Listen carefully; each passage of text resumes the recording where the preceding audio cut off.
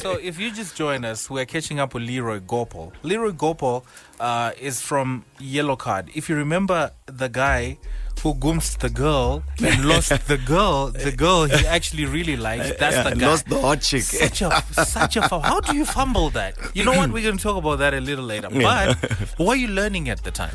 So at that time, I'm jumping between schools. I started my primary school at Blakiston Primary School. Right. From there, we moved to Nettleton Primary School. This is in the 80s. This is in the 80s. So there's still a lot of white folks, especially Blakiston, right? Yeah, Blakiston, and I think that's what I loved about the time we grew up, It actually didn't matter. A lot of the time, now that I live in South Africa, when people like to associate me or incorporate me in the South African way of growing up to say, how is it that, you get along with white people, or how do you have this kind of relationship with white people? Because for me, my foundation, it's not affected by race at all. I don't have that bone in me. Mm-hmm. So from Avondale Primary School, from Blakiston Primary School, I went to Nettleton Primary School. From Nettleton Primary School, I went to Avondale Primary School. Right. Because now my mom had eventually got her own place in Avondale West. I noticed in your story, you keep mentioning mom. Yeah. Where's dad at the time? So my dad at that time, my parents are not together. My dad, my mom left my dad when she was pregnant with me. Right. So my dad wasn't present in my life. He was alive, he was there, but he was not present. I think my mom just wanted to protect me from, I think the lifestyle that my father led at that time wasn't one that was feasible for a child. Right. So I think not to keep me away from my father, but rather to protect me. In hindsight now, I see it that way. Before, when I was younger, I think I'd even be upset at some point and be like, man, why can't I see my dad? Yeah, because you're man. But now in hindsight, I can see why, So my mom raised me, very strong woman. Raised us on really good grounds. We were not, she was not too strict. Right. She was not too relaxed either. Right. But really good foundation that she set for my sister and I. And finished my primary school off, did a bit of at Avondale Primary School. And whilst I was there at Avondale, is where I met Prudence Katumeni. Get out of here. Prudence was in grade 5, I think. Yeah, she was in grade 5. I was in grade 3. Get out of here. I promise you. Mine We would get excited, Katagwindog Assembly. Yes. She'd be singing at Assembly. We'd be like, she was already singing. She was already singing in grade 5. Was a child superstar. She was in Motown. I remember her from Motown. That's right. Yeah. Prudence was a child superstar. Prudence is one of the people who, in our era, made us want to go, we want to do it. If Prudence can do it like that, we can do it. We want to do it, And we watched at school. And by the time I left Avondale Primary School in grade 5, I was like, man, Prudence, I also want to do this thing, so it was quite amazing. I know you got questions like I got questions for Leroy Gopal, right? Like, for example, as he was moving around all these neighborhoods from from Avondale to the avenues to Cremborn and all that, of course he's picking up a lot of things and meeting a lot of people. And I would want to know some of the lessons that he took up from all these places. But you know what? We continue in a moment. We need to serenade him with the brilliance that is Prudence Katumeni Mbofana. I don't understand why Prudence has only one album, but only God knows. Only God knows. Leroy Gopal is here. It is my station, your station, ZiFM Stereo. It is 0772168045. Make sure you get in touch, okay? Something called Bugu from a only album that's actually self-titled. Such an amazing album. I actually met her yesterday at the awards, and I was telling her that, my Mbofana, we actually need an album. Like, this year has to be the year. And she laughed it off, and she promised that this year there's stuff happening. So Prudence is your senior at the time. Prudence is my senior at the time, and we all looking up to her to say, we want to do it like Prudence. Did she have the sucker then? Of course she had. That's like a lifetime market. That's like a trademark. And she must never close it. I know. And Prudence, as a younger sister, Tutu. Right. That was my first crush ever. Get out of here. I promise you. Prudence's younger sister was my first crush. This is the one, childhood crush. How old was Tutu? Tutu's the same age as me. Oh my She's goodness. in my class. I got about group 1. My way. Someone. Pakazoti paine time, so I used to write Tutu Gopal on my books. I used to write Tutu on the back of my uniform, on my short. I promise you, like I write Tutu on those everywhere. khaki shorts. Until one day through my assembly, she sat next to me in assembly. That was like the best assembly of my life. You started sweating. I remember that. No, I was excited. You were excited. I started making up stuff like they said, but you know, Sumuka, we must hold hands. I'm sure if Kiko was to hear this, he'll be so mad at you. My goodness, like, Daddy, you were doing that? You know, so it was really awesome. And then I moved to Blakiston Primary School just to finish off my primary school there for grade 6 and grade 7. Right. In that time of my life, I discovered that I was actually really great at athletics. I did a lot of volleyball and a lot of athletics. Right. And then moved on to Gateway High School where I really started nurturing my athletics. Like, pause right there. So what's happening in the country at the time? So in the country, what's happening at the time? This is the 80s, right? This is now, we're now into the 90s. Early 90s, yeah. It's flourishing. Things are wonderful, you know, in the country. And it's you can never explain to somebody who's born in 1990 and let them know now if they're born in this, in let's say... This present day Zimbabwe. You know, let's say somebody's born in 2000. Because they have no reference point. And they're 20 years old. Yeah. You know, and you're trying to explain to them actually what my life was like when I was 14 or 13 and what your life was like when you were 14 in Zimbabwe is worlds apart. Right. Because remember, this is the time where we are the breadbasket of Africa. Zimbabwe is popping. Everybody's coming here. You know, so in that time also, you know, life is exciting. Things are happening. I know. I'm at Gateway High School. I'm flourishing in athletics. This is 13, right? This is 13. Put a pin on Gateway, because before you move away from that, 13 should be a very key point in your life. Yes. Because not only do you move to high school, but for the first time you leave the country. Right? You go to South Africa, to Joburg. You're seeing a totally different space. That's it's true. a bigger version of Zim, Yeah. right? But it's still apartheid, South Africa, low key. Yes. Tell me about that experience. So that was actually quite interesting because my aunt moved to South Africa, I think, in 1990. At that time when I go, it's 93. Got you. It's hot. You know, tensions are high there. But when you're young, and you're coming from Zimbabwe and you travel around the world, you're not seeing all of this. What you're seeing is the potential of going, wow, that's a cool building. so I could be here. There's no buildings like this. Oof. There's no highways like this Come in on Zim. now. You know what I mean? The diversity of language is amazing. It's phenomenal. That's what I loved about the Namas yesterday. Is like people didn't know that we actually have all these languages in Zimbabwe. Right. Why are we speaking all these other languages? Not knowing that these are actually our own things that we just don't give volume to. Right. You know, so at that time I'm excited and I'm thinking to myself, this is awesome. My aunt is putting it in my head, you know, like, you should come and study here. You should come and live here. Because I actually wanted to ask, is this the time where you actually thought to yourself, you know what? I would want to stay here. At that time, I'm really thinking to myself, I want to keep coming here. I used to go, I think for about a good 10 years prior to me moving there, I would go to South Africa twice a year to go visit my aunt. Twice a year? Yeah, so by the time I moved to South Africa, like I had a rough idea of what I'm going into. Right. But it's one thing visiting and it's one thing living in a place. That is true. That's also very different. We're really going to talk about that. But then take me back to Gateway. So Gateway becomes this fantastic school.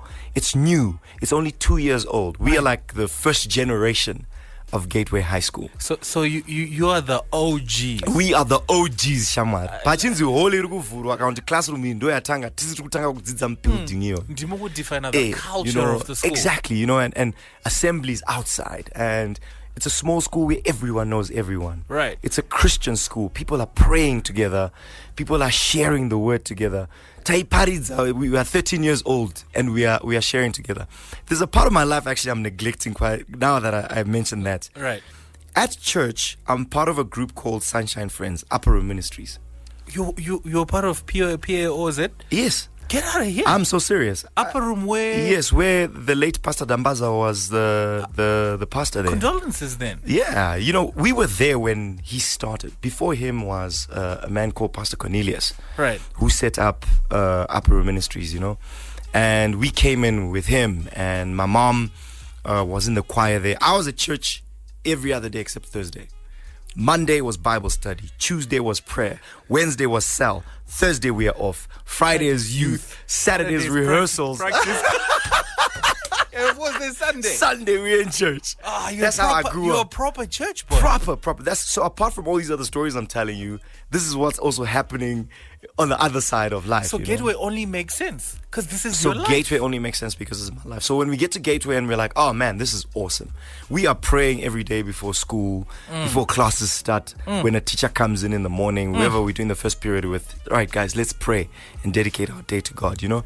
So Gateway really gave us a good, I think everyone, all of us that went to Gateway High School, whether you were born again or you were not, you know, we would be so excited about the fact that we have got like a family thing going. Right. You know, and while I'm at Gateway, I'm so amped about sports. Every time they introduce a new sport, you know, we started our own basketball team. We had no basketball courts. Do you hoop? Do you I still play hoop? very well. I do. I got to hoop at home. All right. I got to hoop at everywhere I've lived. So do you watch the league then? Absolutely. Who do you support? Who's your money on? My money's on Lakers, bro.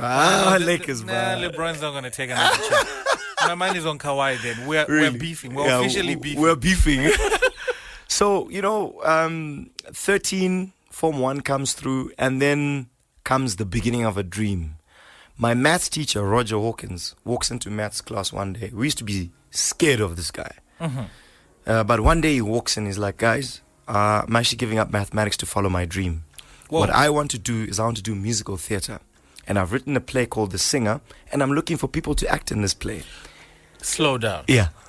Your math teacher? My math teacher. How old is he at the time? I have no idea at that time how old Roger Hawkins. But I think maybe roughly he must have been in his like late 30s. Late 30s? Yeah, not even late 30s, like late 20s, let me say. Late 20s? He's in his late 20s. We are 13 years old. He walks in and he says, guys, I'm not teaching mathematics anymore. I want to follow my dream musical theater. Who wants to do the play? For the first time you're hearing someone saying they want to pursue their dream. Yeah, so I'm like, what? But this, and he was, it's not like he sucked at maths. He was amazing. He was amazing. He was a good maths teacher. You know, there's some teachers who they teach you and you're like, but teacher, everything is not so your subject. College, But Mr. Hawkins was on point. But he wanted to follow his dream. So he says, who wants to act in the play? But because everyone is scared, no one puts their hands up. I decide to say to my friend, Takuza Shadawayenzi at that time, I said to him, Shamar, let's go. He's like, no. So I put my hand up, I grab his hand, and I make him put his hand up. Right. So now we're like, yeah, we'll go. He's Right. like, fantastic, thank you, boys. I'll give you details after the period. So we finish. Roger Hawkins gives us the details. We meet him up at 7 Hours Theatre the following weekend, and boom, before you know it, we're in one of the biggest plays ever made in Zimbabwe called The Singer. Premiered at 7 Hours Theatre, sold out for 3 weeks. 3 weeks? Yeah, straight. running solid, sold out. Put a pin on that. Can we just move into the future and talk about the role you played in Crupper School as Ken Temba? That was phenomenal. That was a phenomenal role. I'm actually, I'm very impressed that you've done your homework. We can talk about. I didn't watch the play, but I watched it on video. Yeah. Right? The whole play. Yeah. Oof. Crepuscule was power. Crepuscule, actually, whenever people ask me what is one of the most challenging roles you've ever played, I always answer with that role. Because, number one, this is far away from anything that's what I would call comfortable or within my range, if you can put it that way. Right.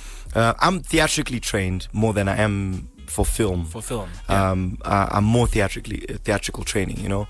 And at that time when this role was offered to me, I was like, you know what, I'm definitely going to take this role on. But at that time, I didn't know what I was saying yes to. Because I'm saying yes to singing in Zulu. I'm saying yes to dancing whilst I'm singing, whilst I'm got choreographed moves to go with. It's something I've never done before. Right. And then finally, this is a period piece. It's based in 1954. Yeah. So you've got to speak the language. You got to mix that old Afrikaans style with the Zulu style with the touch of English and give it a certain accent. And even the poise of yes. You know, it's just a different time. And in that, we only have got 5 weeks to prepare for this. Right. And it was word heavy. And it was word heavy. This was not a light play. The conversation was amazing. It was word heavy. Yeah. I mean, weeks. My wife still laughs at me now. If I sing in the shower, she always reminds me and says, you know, I'll never hear you do lines in the shower again like I heard you do crepuscular monologues. Oh, that man. used to be my alarm. Oof. You doing your monologues in the shower, and it's what I used to wake up to. So that was really phenomenal. It was a piece of work that I cherish very much. You know what? We come back in a moment. He tells us the story of 7 Arts, but more importantly, we want to know if he ever drank, smoked, and became a success like Ken Temba. Stick around. It is Leroy Gopal. He's here. And we're in conversation with them. My goodness, so much. By the way, big shout out to Roger Wilkins. In present day Zimbabwe, you might not want to quit your day job as a math teacher. But you know what? It is well. It is well. 1 o'clock in conversation with my big brother, Leroy Gopal. Can you believe it's 20 years after Yellow Card? I know. It's been 20 years. And not only that, he's got a story to tell. Right now, we are somewhere in the 7 Arts Theatre. Yeah. Sold out for 3 weeks. Yeah. It's the first time we ever being at such a... Because 7 Arts is one of the biggest theatres we have. It's actually the biggest theatre in Africa. It's actually the biggest in Africa? Yeah. 7 Arts Theatre is the biggest live performance stage for theatre in Africa. Wow. There's no theatre that can sit more people than 7 Arts in Africa. Because it's about 900 and something, right? Yeah, it's actually just over 1,000 now. Just over 1,000 now? Yeah. Wow. Yeah. When you use it, because remember 7 Arts also got a balcony that people don't know about. You can sit at the top actually. So it's a phenomenal venue. We are 13 years old, my friend and I, Trey, and we've been cast in The Singer, which is a story based on Jesus. If Jesus was alive in the 90s, right, what would Jesus be like? Hip hop. So what Roger Hawkins did with this play was amazing. I think this is something actually that needs to be revisited. I think I must talk to my theatre friends. Like we need to revisit this play, because he writes this play of Jesus in the 90s and he uses every genre of music.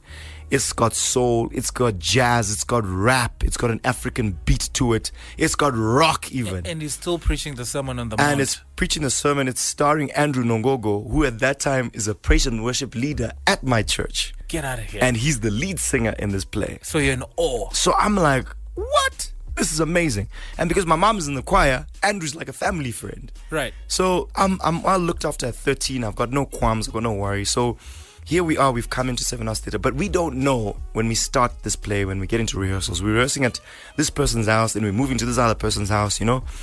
And we're 13. And we're learning all of this. Only, I think, maybe 2 weeks prior to the show opening, you visit 7 Arts we realized that this is where the show is happening. And when we are there, Roger's not telling us, guys, the show is actually happening. He's like, no, we're just using this place for rehearsals. We're just using this place for rehearsals, because I can see why he told us that. It could have been daunting. You're 13 years old and you're looking at this humongous theatre, right, where you must perform for the first time. And so we don't know that this is where we're performing. A couple of days before, he's like, guys, so we're actually opening the play here. Wow. I'm telling you, I get goosebumps. I'm shocked. Opening night comes. My mom's there, my sister's there, my aunt is there. Everyone is cheering on. You know, people are cheering on. Myself and Takuzo are the ones who are opening this play. We start by actually walking in front of curtain and we sit on the edge of the stage and just look at the sea of people here to watch the play. Wow. It's at that time when people clapped their hands and they went wild as we walked on. We haven't said a word. It's at that time in my mind I said to myself, I want to do this for the rest of my life. Wow. When I saw the reaction people had, I said, but we haven't even said anything. We haven't even done anything. We just come in and sit down. And people are like, yeah, whoa. Everybody's like, amped. I was like, what? I can make people feel this way? I was like, I want to do this for the rest of my life. But you had been a sports person. So you were used to people. It was different. It was different. You know, sports is, it's because you either naturally have the talent or you acquire the talent as you go along. Right. What sports did for me was it helped me get over some of the childhood qualms that I had. Growing up, I was at the same school with my sister. My sister's gorgeous, beautiful. Right. And Claudia was Miss Valentine's every single year.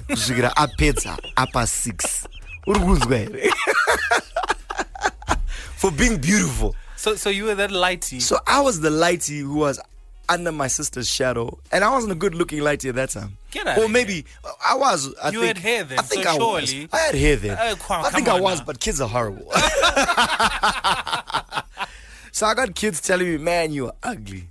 there's no way you can be Claudia's brother. Right. So my remedy was, okay, if all you see are my looks, let me go learn the sport. Right. Yeah. So I was one of the smallest guys to play rugby at Gateway High School at that time. I wasn't brave enough even for rugby. I was like, man, But you I had hope to I do get it. it right. Yeah. So I realized I got speed. So I went to rugby. I said, please put me on the wing. I don't want to be doing this scrum stuff. I don't want to be I don't want to be too busy. Just give me the ball and let me run. Right. And the coach said, okay, cool. Let's see where we can fit you in. And surely when they got the ball to me, no one could You catch ran. me. Yeah, I ran. And I found myself, suddenly I was becoming this sports hero. And I realized something, that I had a knack for sport. You could put me in any sport, I'll learn it and I'll become really good at it. Right. From track and field, I went into volleyball. Volleyball, I went into rugby. Rugby, I went into ball. Ball, I went into water polo. Wait, but after Roger Wilkins happened, something should have happened or impacted your journey. Oh, yeah, it did. Ever since then. It definitely did. Because you had defined yourself as the sports guy. I had, yeah. Right? What happens after that? So what happens after that is the singer happens. It's a big success. It's phenomenal. Everyone's talking about this play at the end of it all. And then myself and Trey then decide to go see our Shona teacher, Mrs. Hove, at that time, who was very passionate about Shona drama. But no one was coming for Shona drama. My way. Saka, we went to her and said, Mrs. Hove, me and Trey want to act. We want to do the drama. Kana tichata 3-2. Katitange 3-2. Said, ayo, I'm not Saka vangewana. So after assembly, one day me and Trey, we stood up. We're like, Shamar, let's just tell everyone. Guys, there's Shona drama. If you're interested, come. Let's act. We get to go on road trips at Stumbo Ziva, Papa. Tungo tengesa mazayas na guiva. Come. You should have tried a career in politics. Yeah.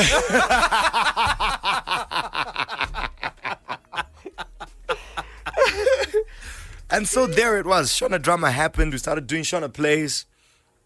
And I was caught up between drama and athletics, to a point where I would get my coaches sometimes, wakatomira panze peshona drama kuti uchingopedza kutrek Right now. kutrek, Right. you know. So I would finish drama. Straight after drama, I'm at the track. What was the biggest takeaway from the Gateway experience? Because Form 4 happened and you didn't go back to Gateway, right? I failed Form 4. You failed Form 4? I didn't have the good results that I needed to go on. At Gateway, to get to A levels, you had to have a minimum of 3 Bs and 2 Cs. I had it in reverse. I had 3 Cs and 2 Bs. Nakachema shamwari. Literally msodzi. Nikati, I want to stay in this school. I don't want to move. Right. I want to stay in this school. I'm a superstar here. This is home for me. And you called up Mr. Barnes. So, ndakasienda tuka first deputy headmaster. Clearly by this time you weren't praying anymore. So I had to repeat actually my my O levels. Where? But Ikogo Gateway. So what happens is the first O levels 94 nagafoira. 95 nda repeater. No panakabarachi 3 masi ne 2 mabi. That was the second time. That was the second time. The first time I'd gotten D's and E's, bro. You're spending too much time in drama and rugby. Yeah. For real, you're absolutely right. So how embarrassing was it to repeat at the same school? To repeat at the same school, we thought was going to be embarrassing. But you know what they did? They created a special class for us. They didn't call us my Form 4. They called us my Form 5, but gave us a special class. So it was Form 5 Lambda. Yeah. So we were using those Latin names, but Lambda was never part of any of the classes. So Lambda was just like a special class. We were differently from other people. We try and look like we were seniors, but we're not. Yeah. And so our so peers, you don't feel some type of and way. our peers are now my prefects. Yeah. You know what I mean? And now we must answer to them. But you are Tiger Tese No, Shangwari. but Leroy, I'm starting to doubt that you were really Claudius. So,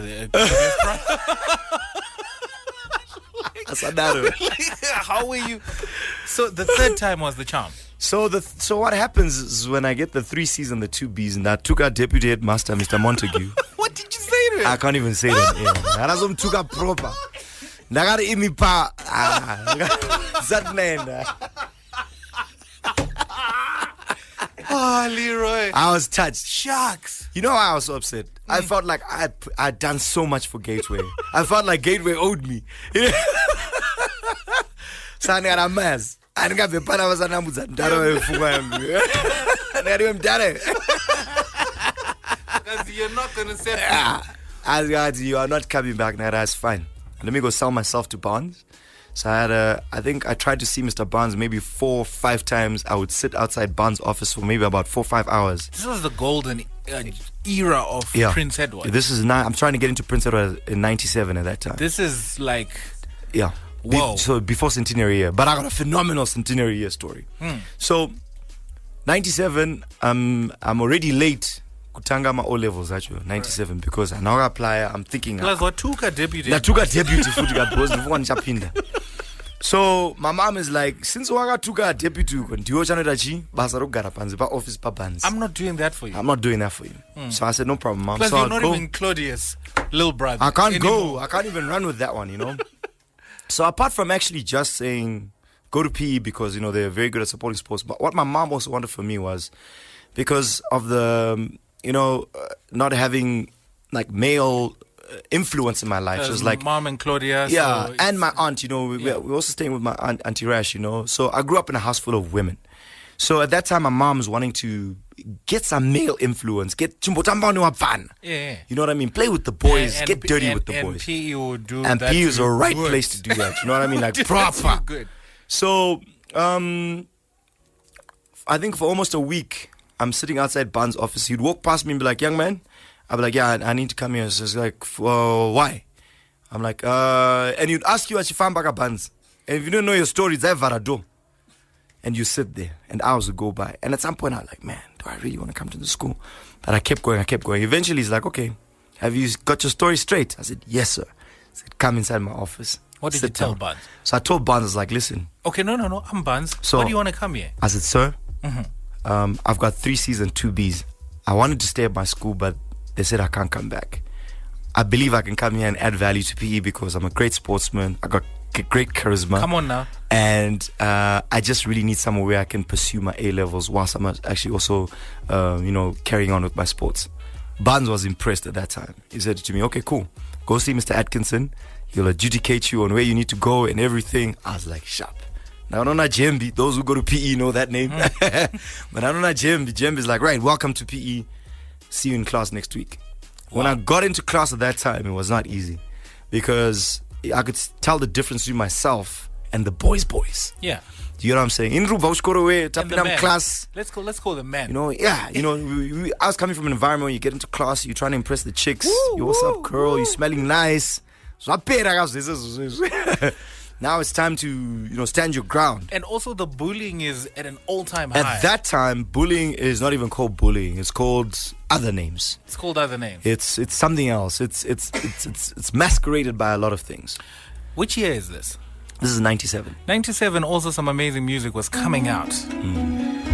Babyface was writing music for the whole industry. 97 just really was part of the foundation of the man I am today, because that's where I got good male influence from my own peers. Right. Boys that are your own age, but it's boys who have gone through different things in life. One thing I loved about PE is that it wasn't just like a Harare joint, or a Harare school. You had people that came from out of the country, people that came from out of town, from Blayo, from Gweru, from Udiriro. Different experiences. So it's different experiences, and you had people, Aruguma Dale, what you go, from my Borough Dale, Kuma Avondale, Sunningdale. Sunningdale. Don't you dare forget. Yeah. So it's at that point where, it's other boys that are really impacting in your life. And they're impacting it in a good way. I didn't have like a really tough time at PE, settling in and stuff. There were a few times where I had, people try to bully me and stuff. But I quickly remedied it by becoming friends with people who I felt, if I'm friends with this person, no one bullies this guy. There's no way anyone's going to bully me. I remember a guy called Tafazo Manombo who had also come from another school. I forgot which school he came from. He ended up being the centenary basketball captain. Right. At that time, Tafazo Manombo is gangster. Tafazo was one of those guys who achingobuda chikoro dzirikuputidza fodya, you know, one of those like dzakupfeka hit yakapetwa. Please know that Biggie and Tupac died after this period, so the gangster spot is pretty much open. And I think Tafazo it's open. And Tafazo is like taking this, he's running with it. So I'm like, nah, I need to be friends with this guy. So I start getting along with Tafadzwa. We cool, we click, we both like ball. But I'm into athletics when I arrive there. This is the time where MJ is killing people with a flu shot. You get what I'm saying? Yeah. So when I get into PE, and I'm in the yellow house, Coughlin, I get into athletics, and there's a big gap in athletics. 100 meters, there's a big gap. I'm there. 200, I'm there. 400, I'm there. Long jump, I'm there. High jump, I'm there. Triple jump, I'm there. You're killing it. So these are my things. This is what I've been specializing in. But now remember at Gateway, I was a superstar because the other kids don't go in sport. Yeah. They're not really that interested. But now they're really cats so who now, can ball. This is real cats who can do this stuff. So when I started doing athletics, I realized, shucks, I actually need a better training ground. I meet a guy called Mr. Kumunyu. Kumsta. When I blow the pito, you run. That's not zero out the pito and whistle. That's when I blow the pito, you run. Boy, when I blow the pito, you run. Gumsta. What a legend. What a legend. Right. Gumsta takes me and says to me, boy, you've got potential. Boy, you've got potential. Gopal, I'm going to turn you into a superstar. But I'm going to work you work, boy. If anybody went to PE, they'll know who I'm talking about. Right. Gumsta takes me under his wing. He invests his time in me. When everyone else finishes, I had to do a 1 hour extra of high jump. I had to do 1 hour extra of 400 meters. On a technique level. On techniques, on taking off. I'd spend maybe an hour just learning how to take off from the blocks. You see, it's interesting you say that because everyone needs that person. Yeah. Who's going to invest time in you. Yeah, absolutely. For your growth, to make sure that you learn, and to just care about you just a little extra. Yeah. To see you through. Yeah. And so Mr. Gumunyu was that for you. So Gumsta was that for me, with athletics. Took me under his wing and literally set me up for centenary year. He's like, you may not maybe reach the full potential of what you need to reach. And he said to me, you know what? Keep going. I'm not just training you for this year, but I want you to think of next year, boy. This is what he's saying to me. So I'm like, okay, cool, I got you. But in that 97 anyway, I flourish. I really come in good. I'm in the running. My thing was taking a Victor Ludorum. If you're an athletic person and you know that the biggest thing you can win is the Victor Ludorum, it means that you've come first in 5 events. What? That you specialize in. And you did take it. And for me, that was my goal. So that year, 97, I don't take it. I miss it by 2 events. I come first in 3 events. I miss it by 2 events. I'm like, cool, no problem. I'm going to get it next year without a doubt. From there, I'm in the volleyball. I make the volleyball first team. I'm already touring to South Africa the very same year that I've started a PE. Right. So I'm making waves. By the end of 97, I've been selected to be a prefect. And that's no easy fit if you... And in PE, you will notice that people who are prefects are leaders. Yeah. Somewhere, whether they are CEOs or... There's very few people that I know who are prefects at Prince Edward that are not in a leadership position or that are not in a influential position in their careers. Leroy Gopal, what's your email? LeroyGopal@me.com. Cool. We're gonna send through the invoice for all the marketing you're doing for Prince Edward. Cool. May our marketing team take note? Please, let's do it. Let that invoice come in US dollars, please. I want it in rands. So it really does a lot for me, and being a prefect was like you were a personal assistant to Mr. Barnes. Right. So we didn't take it lightly. We used to have meetings with him every Tuesday or every Wednesday, We'd literally sit in the theater and we'd have an hour time where we'd be like, right, Mr. Gopal, what's happening with your class? Tinashe, what's happening with your class? You, what's happening with your class? It was amazing. Right. So, and you'll find some of the boys run their companies like that. Where you have, minutes, and they will take minutes, and we'll get minutes before we'd run and talk about the minutes and say, right, last week we spoke about this, was this done? Last week we spoke about this. And little do we know that, Barnes is actually preparing us for bigger things. So it's, because by the time, because you had repeated twice, right? By the time you're A-level, you're actually 20, you're not 18. No, by the time I finish, I'm 19. You're 19. That's right. But that's around the time also that yellow card is about to happen. It's about to happen. I'm about to start shooting yellow card. If it started in if it happened in 2000, 1000, yeah. it means that you guys were in production in 99. 99 we were in production. 98 I was Exactly. finishing school. You're finishing school. Yeah. Production needs to get out of here and stop coughing. Get some water. Yeah, and so which means that this is an important time in your life. It is a very important time I in want my to life. know A-level. A-level, did you actually then continue with athletics? I did. And I was struggling with school. I was not a clever kid, bro. Right. I was not the kid who was coming home and going, Mom, look, I got 70%. Right. I was coming home with 20, 30, 40%. Right. And I had a weird combination of A levels. I had like geography, literature, and physics. commerce or something like that. Physics. Yeah, you know what I'm saying? I don't bother physics because brain has your physics and This You is know? this is very honest of you, Yeah, because this a lot of people don't like to paint that. to be type honest, of picture. I won't sit here and say like, I was killing it in class. Mm-hmm. I was killing it in the sports field. I was sucking in class. Right. I was never in the top 5. Right. Throughout my whole schooling career, I know Yeah, you were like, no, bro. I used to come and be like, 20 something. If I came in the teens, I'd be like, yo, man, I was number 18. Yo, guys, I'm out of the 20s.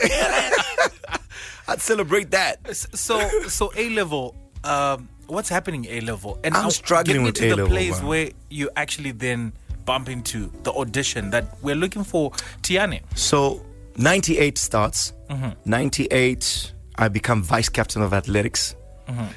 I have the option now to either go play Tigers or become the volleyball captain. You chose the volleyball captain. No, Tigers. I chose the legendary stuff. I could have had my name up on a wall as the volleyball captain that would have stayed there forever. But the one thing that I thought to myself, if there's one thing I'm ever going to achieve, is to play for Tigers because of the prestige that came with it. Those socks, that jersey, that tracksuit, that scarf, that blazer. Right. Apa nangana ne cream blazer, nangana ne full colors, yeah, athletics. Right. When I start my upper 6. So I was popping, except in class. Yeah. You're popping. I was Even popping. in Queen Elizabeth, you're popping. I was popping. DC, you're popping. I was popping. Cheesy, you're popping. I was popping. Oh, Girls brother. high, I was popping. Leroy Poppins Gopal. Satisfied. Yeah. I had finally found my own ground away from my hot sister. People were just like, wow. And I was a Gateway is prefect. envying you right And now. at that time, Gateway is envying me. They come to play rugby, but because of where they are, we have to send a 4th team for them to play to play their first team. Because if they played our first team, it was gonna be crazy. So I demote myself just to go and play against them, just to tell them, Magandi Rambaga, I want to I show. hope you're not cussing out at the. I was the looking. whole team. I was looking for him actually, the deputy headmaster. Because you if you know gangster. You if you know gangster. Not gangster, guys. So we have centenary year. I make the centenary team. It's 100 years for PE. I'm in that team. So that's why I chose the rugby, because now we have the World Schools Rugby Cup, the first and last ever of such a tournament. It's never happened before. Leroy, we need to speed up. Yeah, let's right? speed it up. Because you're enjoying PE I way was too enjoying much. PE too much. So anyway, high school happens. I finish. I don't pass. I flunk. Yeah. 99, my mom says, I think you must go to the States. Go write SATs and go study in the States and pursue these sports and this acting stuff that you're doing. Pese papoga, I'm doing to my adverts, I'm doing small films, all these kind of things behind all of this. I'm still acting. Right. Then I go write my SATs the first time, I fail. I go write my SATs the second time. There's 2 boards. One that says SATs and one that says auditions. So I go to the auditions first. I'm like, I'm not going to SATs. I'm going to go audition. Right. So I go to audition. I meet Kill it. Andrew Whaley. I'm like, hi, man. That time the queue, I think I'm about number 2,000 and something in the queue. So I jump the whole queue. I go to the casting director. I say, listen, I'm going to go write my SATs. I'll be back in 3 hours. And then I'll come audition. He's like, okay, cool. You should be the next one in then. He said, in fact, when you finish there, don't stand in the queue. Just come to the front. I said, cool. So I go and write my SATs. I'm not even, in that SAT, I'm not thinking about the SATs. You're thinking about I'm that thinking, role. I was like, I want to get this film. What's the name? The color Danny. Kasamba Mkumba. Was she also? Did you see her online and you're like, yo, I gotta see. Kasamba Mkumba was the first one to get cast in this film. Damn. Before all of us, Kasamba. Yeah. No, Kasamba was the last one to get cast. Because Yeah. I did read where she was saying, like, where the director was saying, I met her and I'm like, yo, you be, because she actually didn't audition along I'll with. tell you the funny story about her audition. Yeah. I'll get to it now. Yeah. So I go write my SATs. I come back to audition. I sit down with Andrew Whaley. He's asking me to explain my surname. He's like, but you've got an Indian surname because he's married to an Indian lady. I'm like, yes, that's correct. Indian? Yeah, Gopal. Right. Yeah, it's Indian. My grandmother's Indian. Yeah. Okay. So we having this conversation. So eventually he says to me, that's very interesting. He's like, anyway, let's get you in front of the camera. He calls John Reba, the director, and he says, right, cool. He's going to audition for Tiani. No, I auditioned for Skido, which was the supporting character, which was Colin Dube's character. Colin Dube, may his soul rest in peace. Yes. Yeah. He was John Banda. Yeah. So I auditioned for that role. But they're like, you don't have the comedic timing that we're looking for, okay. You know? Why don't you read for the lead? I said, cool. They give me the script immediately, like, learn this now and come back when you're ready. Do you remember the lines? I was like, no. Okay. I don't remember which scene. I only remember the one audition with Kasamba. You know what? We're going to come back in a moment. We're going to talk about this audition. Of course, we're going to get into some Billy Ocean. Stick around. It is my station, your station. ZiFM Stereo it is. Spoken about 2003 where you're meeting this amazing... 2002, 2003 where you're meeting this amazing South African honey. Yeah. Like, we haven't even spoken about that. Like, can you imagine? We haven't spoken about that. Not even. Okay, take me through what's happening in the nation at the time, right? But also then juxtapose it to what's happening with Yellow Card. Because I think there's a dope correlation with what's happening in your life, in the country, but also Yellow Card. Because it's such a pivotal point in your life. Yeah. So at that time, it's where SAP has just kicked in. Yeah, basically we are, we are on our way down. Yeah. It has all started unfolding now. Yeah, it's all starting to break apart. Land reform has started. You know, that's what's happening at that time. But what's also exciting now is that the film industry or entertainment is also taking a bit of a flip. We're trying to move away from telling the old stories of where Zim came from, but we're trying to tell the youthful stories. Right. So at that time, everyone's telling stories like dating stories. Everyone's telling what's happening in schools or relationship stories. That's why more time. Yeah, you know, the more time era. Where more time. Everyone's child. Yeah, those kind of things that we're coming out of that era. You know what I mean? So I get cast by John Reba for the lead for Yellow Card. Ratizo Mambo has already been cast. We're now looking for Kazamba Mkumba. We're looking for the colored. Can we talk about Ratizo for a second, though? Ratizo's phenomenal. She's killing it. Ratizo's amazing. She's in Australia. What's she doing in Australia? One thing I got love for Ratizo for is she's skilled herself. I'm very passionate about people empowering themselves. Ratizo goes and empowers herself. She doesn't go and chase the dream because she's done this big film. She goes to study distribution in film. That's key. She gets a big boss job in Australia as a distributor. And that's where the money is. That's where the money is. So she understands the business side of entertainment. And now she's back doing some really amazing roles in Australia and in California. Because she's got a movie coming out, something Pretoria. Yes, that's correct. It's actually just called Pretoria, I think. Something in Pretoria. Like there's a phrase before that, Pretoria. Pretoria, yes. And she's doing amazing things. And then Danai Gurira is also... at that time, mentoring Ratizo. Oh, Dana is already killing it at the time. Dana is already killing it at that time, you know. So it's really a great time. But anyway, it's amazing how they look at Dana right now because when she took the role for in the Wakanda movie, Black Panther, and they think she's an overnight success, but they haven't heard the 99 story. Yes, where she's already mentoring. She's already mentoring somebody. You understand, and which is phenomenal. So. In walks this colored girl, Kasamba, and can we have a moment of silence for this colored girl? Let's. Okay. So in walks this gorgeous girl, Kasamba. My goodness. Kasamba was that hot girl who'd come to rugby festivals, and everyone would be like, "Who is that girl?" Kasamba and Gugu, her best friend. This tall colored girl as well. Gugu is gorgeous, Kasamba's gorgeous, but they're just flossing. So she walks in, and I know this girl just from the festival. So I'm like, wow, okay. So John is struggling to find the chemistry between myself and the next lead that we're looking for. So we've seen about maybe 6 girls on that day. Skubuda. Eventually in walks Kasamba. Even John's face lit up. You know, and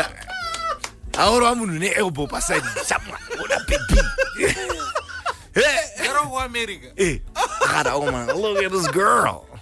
So Who that? he immediately tells her, like, listen, we're starting to find the chemistry, so we're gonna straight up throw you in the deep end, and you guys are gonna audition. We did the scene where we're at school, where we talk about a painting and then we kiss at the end. Yeah. In Yellow Card. Yeah. So we When used you that went scene to to her audition. school. Yeah. Right? Yeah.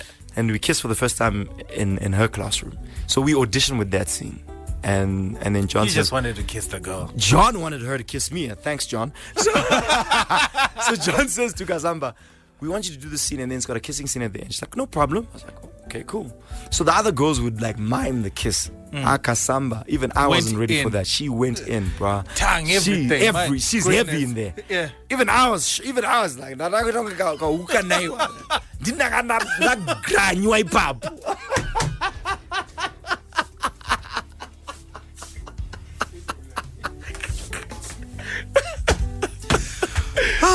didn't that bad to queer?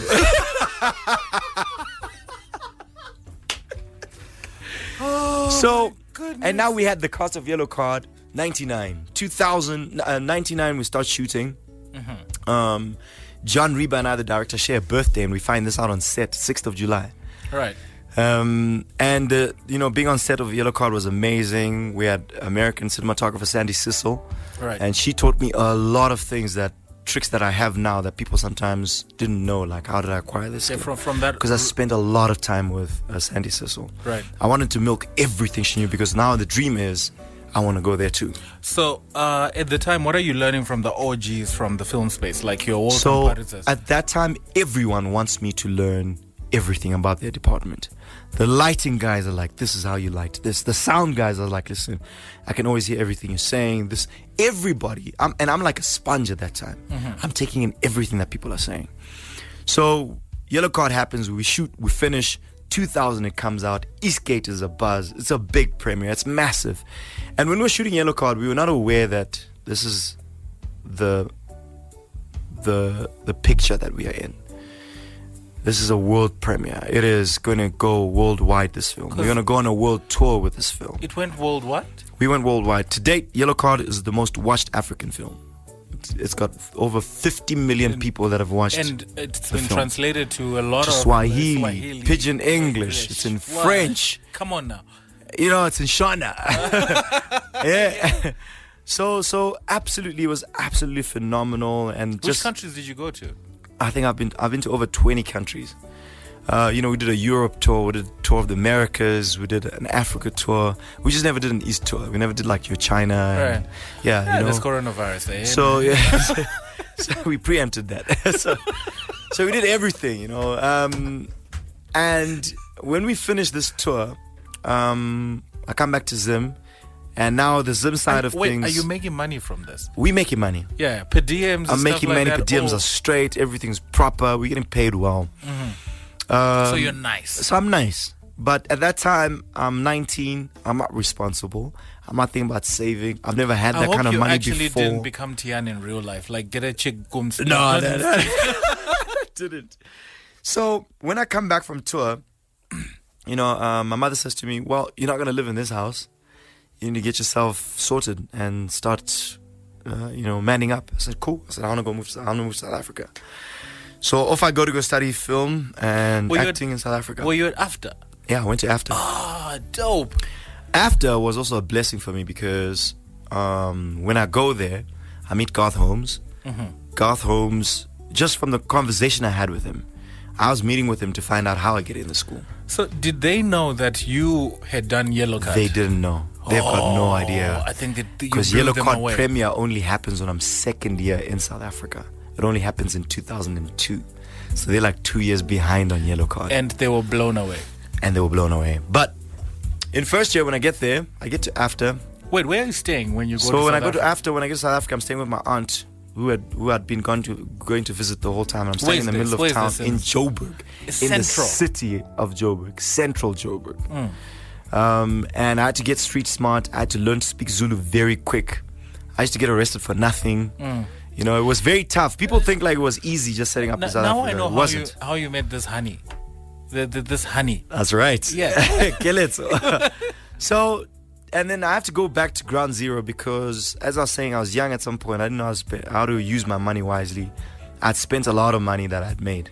And if you ask me what I spent it on, I don't know.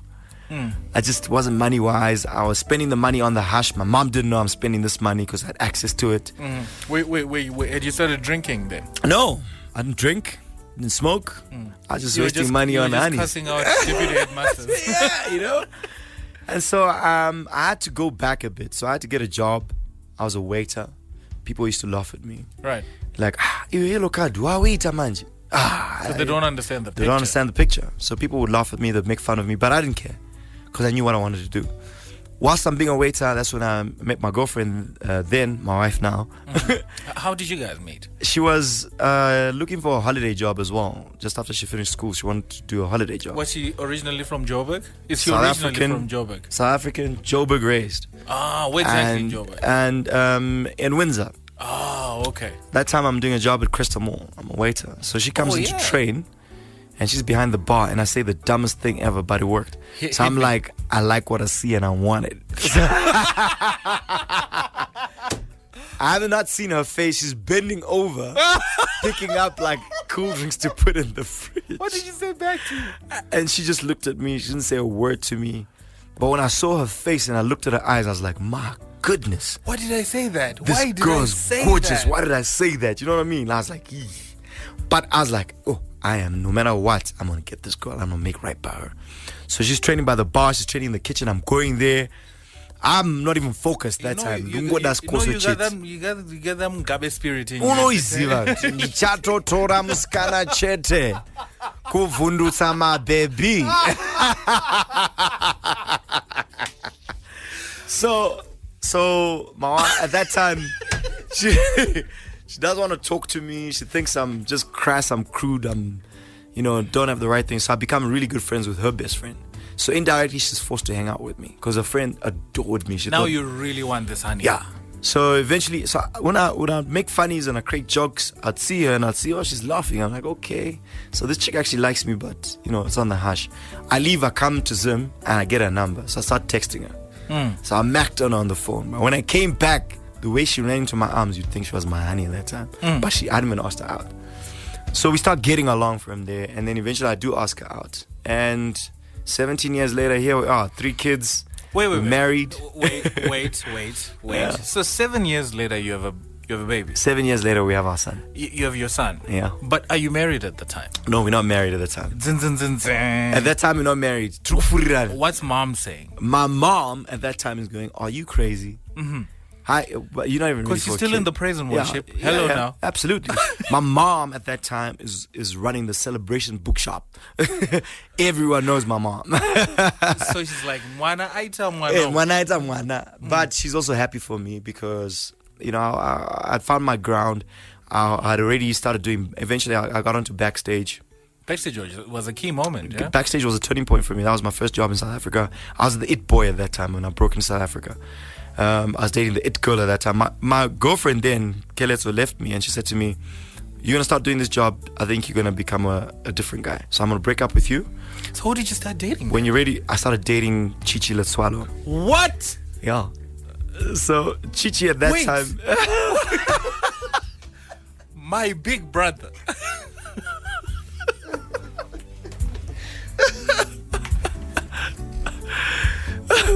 So I'm dating Chichi at that time. When I meet Chichi at Clive Morris Productions, Clive Morris then says, Leroy, this is Chichi, this is Leroy, he's your girlfriend in the show. And she says to me, it can be like that in real life. I was like, really, bring it on. 2 weeks later, we start dating. Watch yourself now. Yeah, 2 weeks later, we start dating. But Chichi lived a life of a superstar that I was not ready for. Right. And she was the it girl at that time. I mean, this was the first girl, the first black girl to be on a Cosmopolitan cover. I remember that. And that's my girlfriend. So, and at that time, I don't know how to deal with that. And guess what? You start missing Keletso. I actually start missing Keletso. Like, I actually start missing the simple, real. We would go to places just to be seen together, but I'd be like, okay, where's the relationship? Can we do us? There wasn't that. We were get ice cream though. We were the people's couple, bro. That's all we were. We were a couple just for the people. It wasn't really like we didn't have anything. It feels like you're telling an AK and Zinhla story. But and Keletso came and she got me back. She literally came. She brought me like flowers. Literally, she came and said to me, "Listen, we need to get back together. Why are we interviewing you, not Keletso? We should have her here. Clearly, that's the We should person have Keletso here. We should be talking We should. to. So she comes with flowers, says, listen, dude. What was her reason, though? What was her reason? Her reason of that, we were still talking. We never like broke up at a point where we were like, I don't want to see you. We'd always hang out, we'd see each other. Hey, Andwan. Saga, that time when we were talking, we felt that at that point, there was something missing that only she was feeling. And I was like, oh, man. But I also think it was a pride thing where I felt like, you're the it boy. Yeah, how am I going to go now and be like, yo, can we get back together? When she came to me, I was so happy. And you broke up with Chichi? Yeah, we had broken up actually with Chichi. And when we got back together with Kelly, we never broke up after that. That was the last time. We had been breaking up, getting back together, breaking up. After that, after 17 years, well, you guys have we've been together for 17 years, but you've been married for like 2 years. That's right? correct, yeah. 2 years. 3 kids. 3 years on Wednesday. Didi, Naima, and Kiki. Yeah. Don't call him Kiki. He's 13 now. What's he? 14? Or Leroy. Leroy. Yeah, let's call him. Yeah. So, but what are the takeaways? The takeaways are, what would take us a week to resolve now takes a couple of minutes. But you guys went a different route, which is you then married later. Yeah. So what are the in-laws saying at the time? Like, so Keletso and I, one thing that makes our marriage very solid is we don't care what people think about us. That's dope. We don't we've never involved anyone in our marriage unless we both agree and go, and we both agree. Not where I would go and say, now go see Kelly's mom or aunt without her knowing and say, So we've always been able to keep it between the two of us and go, right, so where are we going now? And sometimes even when my mom visits or my aunt visits, but Leroy, I'll say, no. Our house is different. We just do things differently. This is at our house now. Yeah. We just do it a little bit differently. I like that. So in anything that we do now is, for me, and my family is priority to me. My wife is number one to me. So even if let's just say, for example, my mom and my wife disagree, my mom knows I'm going to choose my wife's side. And then I'll resolve whatever needs to be resolved with that ground. What is resolved, I'm standing by my wife. Right. Yeah. I like that. Yeah. A lot of key moments. The SAFTAs. Can we talk about the SAFTAs? Yes. Personally, your speech made me tear up a bit. Thank you. To Simza Mreza of Zimbabwe, I was like, that's the man's though. Yeah. Even after it took you that long for you to get to that level of winning a SAFTA and all that. But can we revisit the SAFTA moment? Yeah. Winning Best Comedy Actor? Yeah, the SAFTAs was phenomenal. It was, I've been wanting to work towards something like that. And that role came, this is the part where I say it's important to have a praying wife. If you're married, pray together. Right. Or buy your wife books on how to be a powerful prayer warrior. And you yourself, a husband, be a praying husband. Right. This role that I won Best Comedian for, initially had been denied to me, and they said to me, no, we can't give this role to Leroy Gopal. They cast somebody else. On day one of shooting, this guy messed up. The next day, too bad. He couldn't understand direction, couldn't understand. The next day they called me and said, Leroy, we're giving you this character, come and shoot right now. My wife had been praying. When I came back to her and I told her, they said, I can't have this role. She's like, you're crazy. I'm going to pray for this role. I'd already forgotten about it. You know what? I would hear my wife, no, thank you for this role. Leroy, clearly it's been great hanging out with you on the show, but can we have Keletso already? Yeah, no, we must get Kelly here. I don't think you are the person we should be talking to. We need to get Kelly here. You got the role, killing it. Yeah, and I get the role, and I'm killing it. And I work with the director, Nkuli, and she totally believes in me as well. And this night, and I play this Nigerian guy, Nigerian accent, and I kill it. I need two other moments that are so defining in your journey, right? There's backstage, right? The SAFTAs, we already mentioned that, because that's like your flowers. Also, you can still smell them. I need one more. One more moment or defining period in their life. I would have loved for us to really have a long format conversation, but time doesn't allow. I think I've just experienced another defining moment. Hit me. And I won't, this is not a joke. It's not because I'm here now. Yesterday actually was a very defining moment for me. Explain to me. I'll tell you why. I think I'd forgotten at some point the value of what we do and the impact that we can have on people's lives. And yesterday, the amount of people that came to me and said, wow, we can't believe you're here. Or, Leroy, Yellow Card did this for us, or is doing this, or I want to be like you. Yesterday was a defining moment for me because everyone who was involved yesterday, whether you're behind the scenes, whether you're producing or anything, was emotionally invested away from just going, that's true, I'm getting paid or people are going to see me. Everybody wanted to actually raise the bar and say, we are genuinely taking it back to the people. We are genuinely going to make people believe in Zim Entertainment again. Yesterday was a very important turning moment to me. I think there's a point where I even felt guilty where I was like, actually, I've been neglecting home too much. I should be here more than I am supposed to be. So yesterday I had a turning moment, very defining moment. I've never felt so loved as an entertainer like I did yesterday.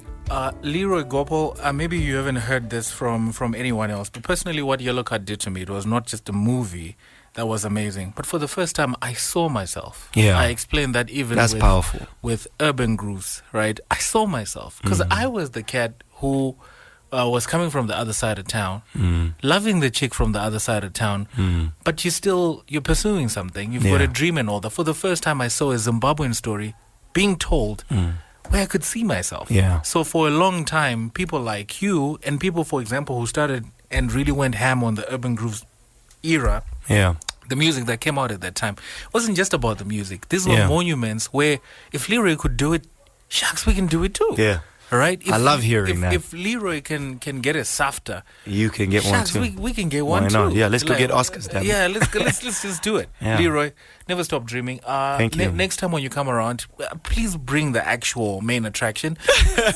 Clearly, I'll bring Kelly. Nah, you're not the main attraction. Please pass my love to Leroy, to Didi, and to Mimi. Yeah. And of course, give a big bear hug from us for Kelly, because she's amazing. That and tell her to pray for your. You still have a hairline by now? One more thing that I remember about you, just in general, is you made me fall in love, because I was a hip hop kid growing up. Yeah. But you made me fall in love with this song, because anytime I hear it, I always think about you. Leroy, thank you so much.